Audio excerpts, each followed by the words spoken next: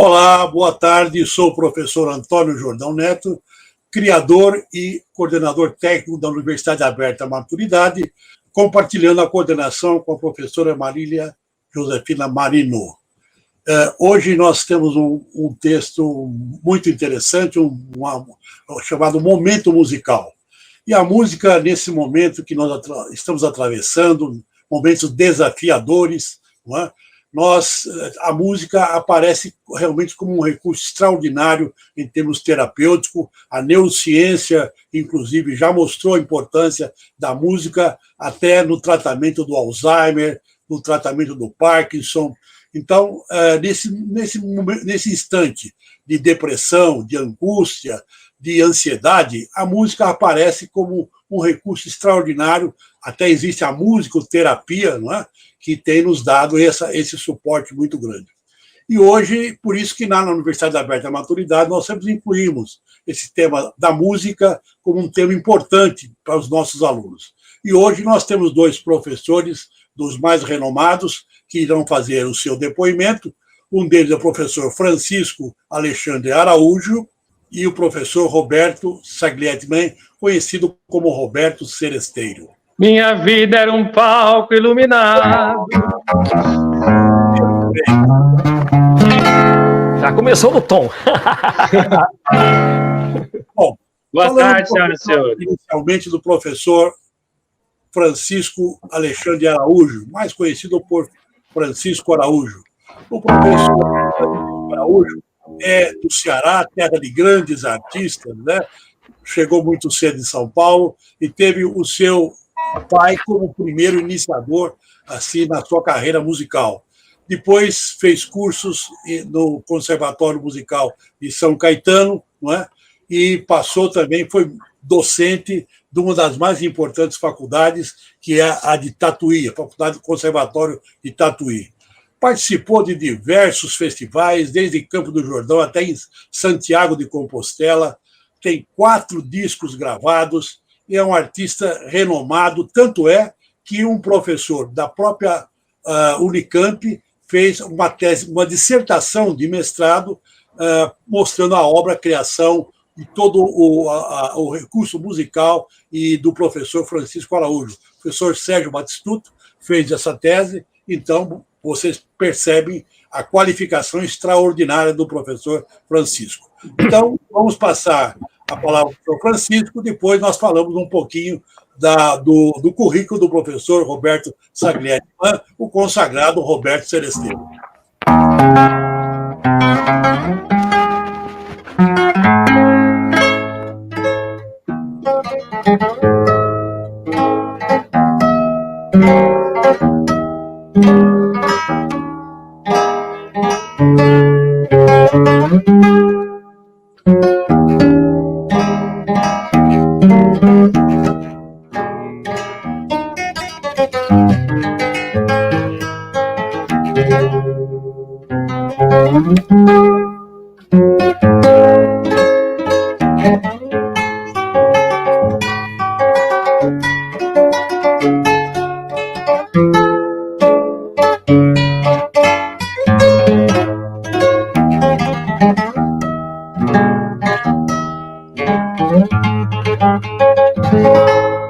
Esse prefixo é inesquecível.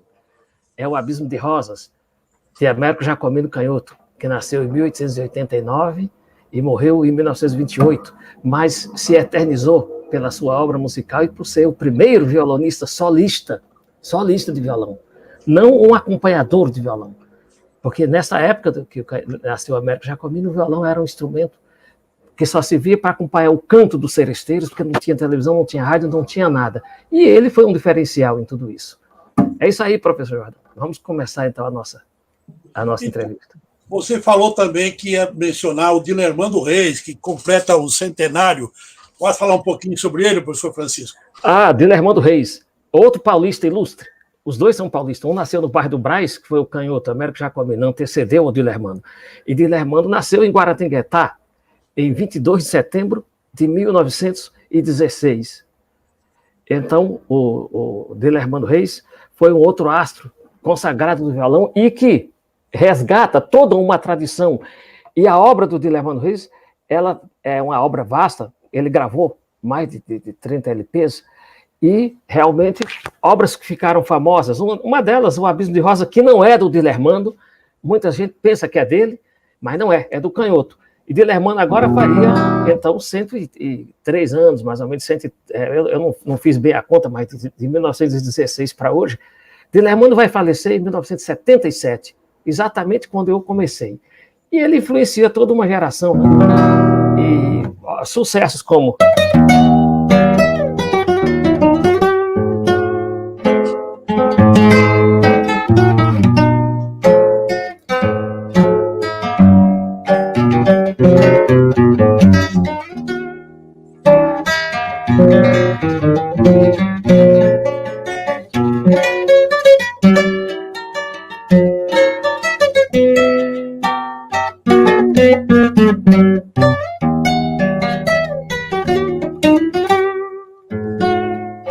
Se ela perguntar, que teve letra do Jair Amorim.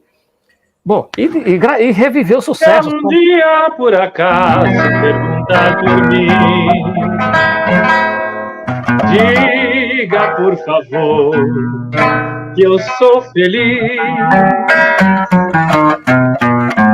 É preciso a própria mágoa disfarçada assim,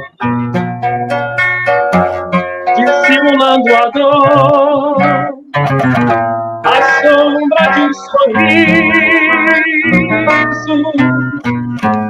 Coração talvez não tenha aquela por quem dê. Tudo que sofri e que sonhei, estrela solitária, e no céu do meu amor, eternamente desde que brilhou, nunca se apagou. Que beleza de letra. Que beleza! E, no entanto, a história do violão, professor, está associada à poesia. Entre os aspectos da história do violão brasileiro, nós temos a poesia. Por quê? São mais de 1000 músicas. Não é força de expressão em que o violão é cantado em prosa e versos, né? E o Dilermando Reis foi uma figura proeminente nesse aspecto, né? Ele foi professor das filhas do Juscelino Kubitschek. Todo mundo pensa que ele foi professor, e foi amigo pessoal do presidente Juscelino na época, né? E foi essa valsa, se ela perguntar, que o Roberto acabou de cantar lindamente, que foi o elo de ligação entre os dois, entre o Juscelino e o Dilermando Reis. E o Juscelino adorava violão, né? Bom, e nesse aspecto o Dilermando foi de uma importância enorme, né? Não só pelo que deixou, mas pelas pessoas que ele influenciou, né? Ele influenciou 2 gerações de violonistas. Pode continuar aí, professor Jordão, se quiser, a gente continua falando sobre o Dilermando. Então, eu queria também que você falasse, Francisco, da importância do violão na música popular brasileira, porque no início ele era um instrumento proscrito, era uma coisa assim usada por malandragem, enfim, de origem mais usada pelos negros, nas danças, etc., né? E depois aquela história da Nair de Tefé. Conta um pouco aquela história. Ah, sim, isso já foi no começo do século XX. 1910, o presidente Hermes da Fonseca, foi de 1910 a 1914. A Nair de Tefé era a primeira-dama, uma mulher extremamente inteligente, esposa de um militar que era um sargentão, que só entendia mesmo de cavalaria. Mas ela era uma mulher delicadíssima, né? Uma mulher de uma cultura extraordinária, de uma sensibilidade, e ela resolve, então, estudar violão. Ela resolve tocar violão, que era uma coisa... O violão, nessa época, era considerado um instrumento de boêmio, era ligado às serenatas, às vozes das ruas, né? Esses foram os primórdios do violão no Brasil. Nós temos uma história na Europa.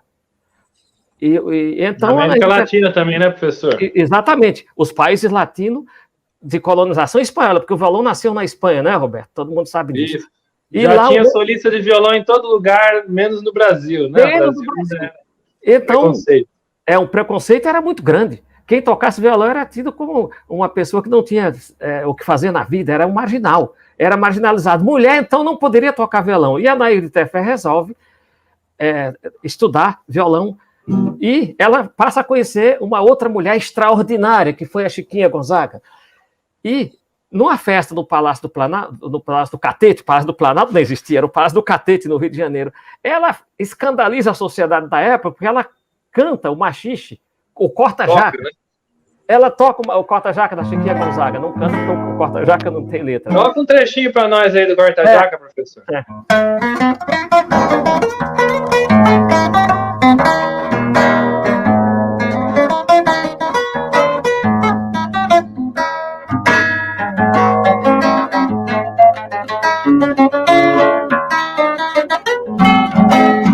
Então, é um machista. Então, isso provoca um escândalo terrível, a ponto do senador Rui Barbosa, que foi o opositor do Hermes da Fonseca na eleição presidencial. O Rui Barbosa perdeu a eleição, é bom que você saiba disso. Infelizmente, o Rui Barbosa perdeu. A campanha civilista, o Rui Barbosa representava os civis, e o Hermes da Fonseca, a campanha militar. O Rui Barbosa espraguejou, mas ele saiu dos jornais falando como não quer que a inteligência desse país não se revolte com essas coisas todas, com a mais vis das nossas danças, que era o machixe, né? Bom, e ele vai falar. Nós vamos ter que interromper, infelizmente, né? Porque podemos aí falar mais 2 horas. Nós temos que obedecer o nosso tempo, está esgotado. Eu vou passar, então, a palavra ao professor Roberto Saglietman, mais conhecido por Roberto Celesteiro. Muito obrigado, professor Francisco. Pois não, Ô, professor, mas fica aí, quem sabe a gente faz um negócio no fim juntos. Ia ser uma boa, hein? Com certeza. Professor Jordão, boa tarde. Como vai você? É uma honra participar desse programa aqui. E estou com muita saudade de você, professor Jordão, de você, professor Francisco, e das alunas também. Muita saudade de estar com vocês. Mas a gente mata a saudade pelo vídeo, né? Beleza. Muito bem. Então, professor Roberto Celesteiro, vou falar rapidamente em alguns traços biográficos seu. Você é natural de Piracicaba, começou lá em 2003 e sempre batalhou em torno de resgatar os grandes cantores seresteiros do Brasil, resgatar a serenata, não é? E você, inclusive, como pesquisador também da música popular brasileira, não é? Você também chegou a cantar junto com grandes artistas como Calbi Peixoto, Ângela Maria, Roberto Luna e outros, né? E depois começou a sua carreira lá na nossa Universidade Aberta à Maturidade, fez várias palestras da Unicamp, Faculdade de Casper Libero, Campos Sales, né? E ainda agora você tem feito várias lives com grande sucesso, e eu, então, acho que você e o Francisco Araújo são representantes extraordinários da música popular brasileira, e eu gostaria que você falasse especialmente de um dos maiores autores, que foi o Noel Rosa. Então, 10 minutinhos, professor, para falar sobre o Noel Rosa, o seu tempo e sua obra. Vamos lá. Novamente, boa tarde a todos. É uma honra estar aqui. Noel Rosa é um fenômeno da nossa música popular, né, professor Jordão e amigos? Porque o Noel Rosa viveu apenas 26 anos, ele não chegou a completar 27 anos, e ele começa a compor com 20. Então, ele teve um período de obra aí de menos de 7 anos, quer dizer, 6 anos e pouco, e fez mais de 200 músicas. Alguns pesquisadores falam 230, alguns falam um pouco mais, mas certamente mais de 200 músicas, 230. Num período aí de menos de 7 anos, quer dizer, ele foi um grande compositor, ele era muito criativo, né? E fazia muita música em pouco tempo. E talvez por isso até ele era muito requisitado pelos cantores da época, inclusive Francisco Alves, que era o rei da voz na época, fez alguns acordos aí, o Noel Rosa era coisas da boemia, né? O professor Francisco citou aí o violão como instrumento da boemia, ele acabava sendo também instrumento da boemia, embora também se prestasse a ser um instrumento de solistas, né? O violão é um instrumento formidável e aberto a todas as possibilidades, mas também ele ganhava esse certo preconceito, porque ele também era um instrumento dos boêmios e sambistas, né? E que problema há nisso, né, professor?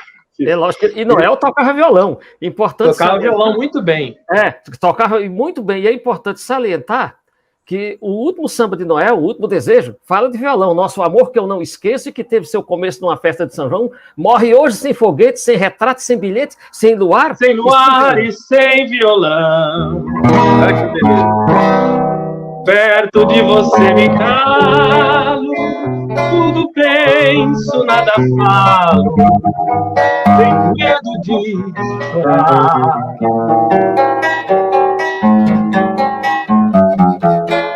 Nunca mais quero seu beijo, mas meu último desejo você não pode negar. E vai por aí, né, Roberto? Beleza. E na polêmica com o Wilson Batista, ele fez um outro samba que ele disse: deixa de a pé esse tamanco. Tamanco é uma espécie de um calçado. Então, tamanco nunca foi navalha. Era usado pelos malandros da época, né, professor? Exatamente. E Noel fala, inclusive, né, Roberto? Ele diz: eu já te dei papel e lápis, arruma um amor e um violão. Muito bom. Professor, é muito bom o senhor citar essas coisas, porque eu ia justamente citar a polêmica, uma outra polêmica, que, na verdade, como eu estava falando que o Noel Rosa compunha muitas obras em pouco tempo, quer dizer, num ano ele fazia 30, 40 num ano, né? E aí isso chamava a atenção dos cantores da época que precisavam do repertório, né? E eram músicas boas, tudo era muito bom, né? Claro que existem coisas mais importantes e coisas menos, mas era uma obra de muita qualidade musical. Tem que encerrar. Vamos ter que encerrar. Já? Pois é, a coisa boa passa rápido, professor. Meu Deus do céu. Dá para contar rapidinho essa história? Muito rapidinho, não corta. Tá, é que o Francisco Alves fez o seguinte, ele fez um acordo, já que o Noel Rosa precisava de carro, porque naquela época, se você não tivesse carro, você não tinha cartaz com as mulheres, ele falou assim, eu te dou um carro e você me paga em música, o Francisco Alves falou isso. E aí ele ficou com uma dívida eterna com o Francisco Alves. Ele tinha que fazer um monte de música para pagar a prestação desse carro que ele ganhou do Chico Alves. E o Chico Alves falou, preciso de 5 músicas amanhã, 2 amanhã. E essas parcelas não acabavam nunca. Quer dizer, pagar em música é uma coisa formidável, né, professor? E Noel, só, rapidinho, e Noel só foi o primeiro compositor que falou a palavra bossa antes da bossa nova. A bossa nova, ele disse, o samba, o violão e a bossa são coisas novas. O samba, a prontidão e outras bossas são coisas nossas. São nossas coisas. São coisas nossas. Nem existia a palavra bossa nova. O programa está chegando ao fim, viu? Porque tenho certeza que os telespectadores queriam vocês aí a tarde toda. Pois não, muito obrigado. Tudo aí? Nós queremos agradecer. Acho que travou para mim, viu? A participação dos professores Francisco Araújo e Roberto Celesteiro. E tenho certeza que a gente poderá voltar numa outra oportunidade, ampliando mais esse maravilhoso momento musical. Um abraço a todos, muito obrigado e até o próximo programa.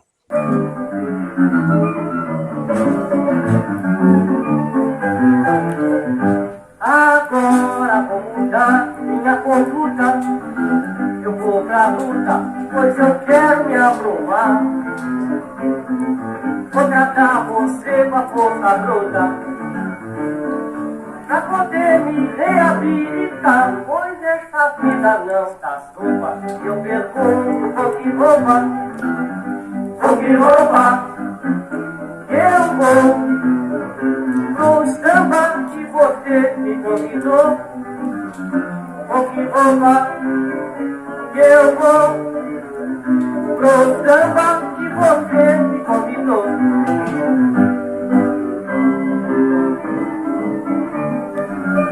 Esse é o Noel Rosa cantando, hein? Que beleza. Gravação original. Agora eu não ando mais faqueiro, pois o dinheiro não é fácil de ganhar. Mesmo eu sendo cabra trapaceiro, não consigo ter nem pra gastar. Eu já corri de vento em popa, mas agora vou que rouba, eu vou pro samba que você me convidou. Vou que rouba, eu vou pro samba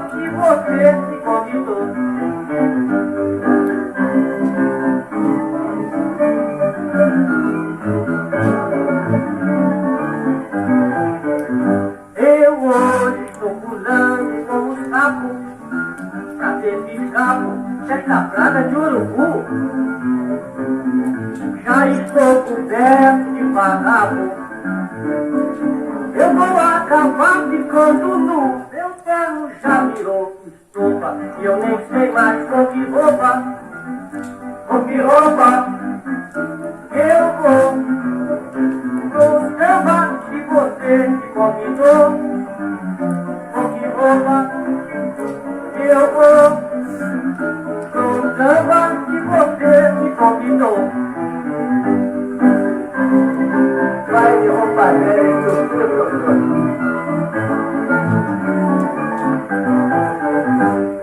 Essa é a gravação original de Com Que Roupa. O próprio Eduardo Souto tá no estúdio, ele que fala: vai de roupa velha e tutu, seu trouxa. Ele que faz um comentário no final. Com Que Roupa, composição do fabuloso Noel Rosa, que a gente estava falando agora na entrevista aí com o professor Jordão sobre o grande Noel Rosa. E eu vou contar um pouco dessa música, da história dessa música Com Que Roupa, que foi o primeiro grande sucesso do Noel Rosa. E vale lembrar também, foi a música que abriu as portas para a carreira dele, que foi muito cheia de sucessos, cheia de êxitos. O Noel Rosa escreveu Com Que Roupa aí na década de 30, mais precisamente no ano de 1930. E essa música foi gravada exatamente em novembro de 1930 e lançada para o Carnaval de 1931. Mas tem uma pequena história aí. Ele teria escrito a música um ano anterior, no 1929, para lançar no Carnaval de 1930. Mas ela foi lançada só no Carnaval de 1931. Por quê? O Noel Rosa fazia parte do Bando dos Tangarás, do qual os integrantes eram Almirante Henrique Forés Domingues, o grande radialista, compositor e cantor Almirante, e fabuloso, a maior patente do rádio. Também nesse grupo estavam presentes Alvinho, que era um músico, João de Barro, o famoso Carlos Alberto Ferreira Braga, também conhecido como Braguinha, e também integrava o Bando dos Tangarás. E Henrique Brito, que era um violonista fabuloso e era o grande violonista do conjunto. E o Noel Rosa também fazia parte desse grupo. O Bando dos Tangarás acabou lançando para o Carnaval de 1930 o samba Na Pavuna, o samba ou batucada, que fez muito sucesso também no Carnaval de 1930. Era mais ou menos assim: na Pavuna, tem um samba que só da gente reúna. Esse foi o sucesso do Bando dos Tangarás para o Carnaval de 1930. E aí o Noel Rosa compôs o Com Que Roupa, mas dizem que os próprios integrantes do conjunto Bando dos Tangarás falaram para ele segurar essa música e lançar para outro carnaval, porque o sucesso do ano seria o Na Pavuna. Então, com um ano de atraso, a música Com Que Roupa foi lançada para o Carnaval de 1931 e acabou acontecendo. Foi um sucesso fabuloso e abriu as portas para o Noel Rosa. Lembrando que o Noel Rosa ficou famoso por trocar a medicina pela música, pela boemia. Ele estudou 2 anos no colégio de medicina, no colégio São Bento, no Rio de Janeiro, e ia se formar médico, que era o desejo da dona Marta Rosa, mãe do Noel Rosa, que os 2 filhos, Hélio e Noel Rosa, se formassem em medicina. O Hélio Rosa acabou se formando em medicina. O Noel estudou os 2 primeiros anos, depois acabou abandonando a medicina para se tornar um dos maiores compositores da história do Brasil. Aliás, uma curiosidade, ele nas aulas de medicina, ele acabava escrevendo letra de música nos cadernos. Então, não prestava muita atenção nas aulas e acabava se dedicando mais a fazer versos. Inclusive, ele começou a fazer paródias do hino nacional.